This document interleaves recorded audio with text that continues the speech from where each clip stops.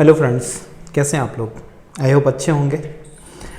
आज हम लोग एक फिजिक्स का नया टॉपिक लेके आए हैं और हम लोग ये जो जनरल साइंस में टॉपिक आपको देते हैं ये कॉम्पिटिटिव एग्ज़ाम में बहुत ही इंपॉर्टेंट होते हैं, चाहे वो एसएससी हो, पीएससी हो, बैंक हो या व्यापम हो। तो चलिए हम लोग देखते हैं आज का कॉन्सेप्ट क्या है। तो आज का कॉन्सेप्ट है ग्रेविटी। सबसे पहले हम लोग ये देखते हैं कि ग्रेविटी होती क्या है। तो देखिए, ग्रेविटी इट मीन्स एक अट्रैक्शन फोर्स होता है जो किसके थ्रू लगाया जाता है, जो अर्थ के थ्रू लगाया जाता है। किसके ऊपर लगाया जाता है? किसी भी ऑब्जेक्ट के ऊपर लगाया जाता है। इट मीन्स अर्थ के थ्रू किसी भी ऑब्जेक्ट के ऊपर एक फोर्स लगाया जाता है और इसी फोर्स के थ्रू वो ऑब्जेक्ट अर्थ की तरफ अट्रैक्ट होता है। अब देखिए, जैसे ही किसी ऑब्जेक्ट के ऊपर अट्रैक्शन फोर्स लगता है उसकी वेलोसिटी में चेंजेस हो जाते हैं and change in velocity is known as acceleration. इसी वजह से हम ग्रेविटी को स्मॉल g से डिनोट करते हैं और इसे हम कंसीडर करते हैं क्या? Acceleration. It means small g यानी ग्रेविटी और एक्सेलरेशन, इन दोनों को हम लोग क्या करते हैं? एक जैसा समझते हैं। अब चलिए इसको समझने के लिए हम लोग क्या करते हैं, एक अलग से एक डायग्राम लेते हैं। देखिए, सपोज करिए, मान लीजिए ये अर्थ है, ये अर्थ है और अर्थ के ऊपर कोई ऑब्जेक्ट है। यहाँ पे ये कोई ऑब्जेक्ट बैठा हुआ है, ठीक है। तो हम ऑब्जेक्ट के मास को कंसीडर कर लेते हैं mo, अर्थ के मास को कंसीडर कर लेते हैं me और ऑब्जेक्ट से जो अर्थ की डिस्टेंस है इसे कंसीडर कर लेते हैं अर्थ के रेडियस के equivalent, it means capital R। अब ग्रेविटी को समझने के लिए हम लोग एक अलग से कॉन्सेप्ट लेते हैं and this is law of gravitation, जिसको किसने दिया था? आइजैक न्यूटन ने दिया था। तो लॉ ऑफ ग्रेविटेशन क्या कहता है? लॉ ऑफ ग्रेविटेशन कहता है F equal to capital G m1 m2 upon r square. ये क्या है? लॉ ऑफ ग्रेविटेशन है। हम लोग क्या करेंगे, इस ग्रेविटी को समझने के लिए जितने भी पैरामीटर्स हम लोगों ने यहाँ पे देखा उन सारे पैरामीटर्स को हम लोग पुट करेंगे कहाँ पे? यहाँ पे, यानी इस पैरामीटर को हम लोग पुट करेंगे यहाँ पे। तो चलिए पुट करके देखते हैं। F equal to capital G m upon r square.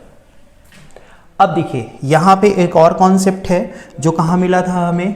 Law of motion में मिला था, सेकेंड लॉ ऑफ मोशन में। सेकेंड लॉ ऑफ मोशन में क्या मिला था? F इक्वल टू ma, यानी जो फोर्स होता है वो मास और एक्सेलरेशन के बराबर होता है। अब यहाँ पे क्या करते हैं, ये मास हम किसका लेंगे? उसका मास लेंगे जिसके ऊपर ये फोर्स लग रहा है।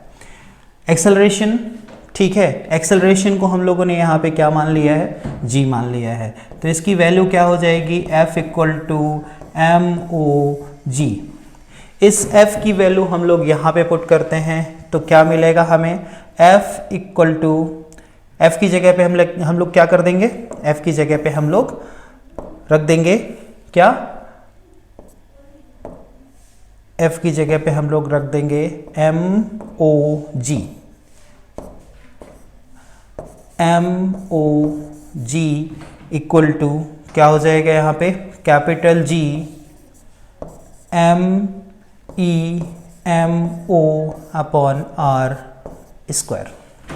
यहाँ पे क्या हो जाएगा? सेम वैल्यू क्या हो जाएंगी? कैंसल आउट हो जाएंगे। हमें फाइनल फॉर्मूला क्या मिलेगा? Small g equal to capital G me upon r square. और यही हमारी ग्रेविटेशन का फॉर्मूला है और इसका जो अप्रॉक्सीमेट वैल्यू होता है वो कितना होता है? 9.805 मीटर पर सेकेंड स्क्वायर। ये है स्मॉल g यानी ग्रेविटी का कॉन्सेप्ट।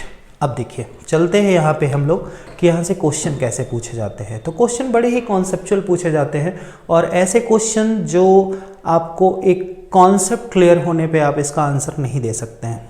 फॉर एग्जांपल, कि अगर हम किसी प्लैनेट में, किसी अननोन प्लैनेट में आपको भेज देते हैं और उस अननोन प्लैनेट से आपको निकलना है बाहर तो अगर वहाँ से आपको बाहर निकलना है तो आपको एक एस्केप वेलोसिटी चाहिए ताकि उसकी ग्रेविटी को आप क्रॉस कर सकें। और एस्केप वेलोसिटी तभी आप फाइंड आउट कर सकते हैं जब उसकी ग्रेविटी आपको पता हो। और ग्रेविटी फाइंड आउट करने के लिए किस चीज़ की ज़रूरत होती है ये आपसे पूछ लिया जाता है। तो ग्रेविटी फाइंड आउट करने के लिए किसी भी प्लैनेट के मास की रिक्वायरमेंट होती है और रेडियस की रिक्वायरमेंट होती है। नेक्स्ट आपसे पूछेगा कि किसी बिल्डिंग से हम एक हाथी और चींटी दोनों को फेंक देते हैं, तो ऑब्वियसली मास हाथी का ज़्यादा है तो सबसे पहले हाथी नीचे आएगी। तो आपसे पूछेगा कि बताओ क्या जी की वैल्यू हाथी पे ज़्यादा लग रही है। तो याद रखिएगा किसी भी ऑब्जेक्ट के मास का कोई भी इफेक्ट जी पर नहीं पड़ता है। इट मीन्स यहाँ पे हाथी हो या चींटी हो, दोनों पे जी की वैल्यू सेम लगेगी। ठीक है। अब यहाँ पे एक और कॉन्सेप्ट पूछता है कि यहाँ पे हमारे पास जो कैपिटल जी है इसकी ये क्या है। तो ध्यान रखिएगा capital G universal gravitational constant होता है जिसकी वैल्यू होती है 6.67 इंटू 10⁻⁻11 न्यूटन मीटर स्क्वायर पर केजी स्क्वायर। ये है कैपिटल जी की वैल्यू। सो आई होप कि आपको ये कॉन्सेप्ट बहुत अच्छे से समझ में आ गया होगा। मस्त रहिए, अपनी पढ़ाई जारी रखिए। मिलते हैं किसी ऐसी नेक्स्ट वीडियो पे, तब तक के लिए best of luck. Thank you so much.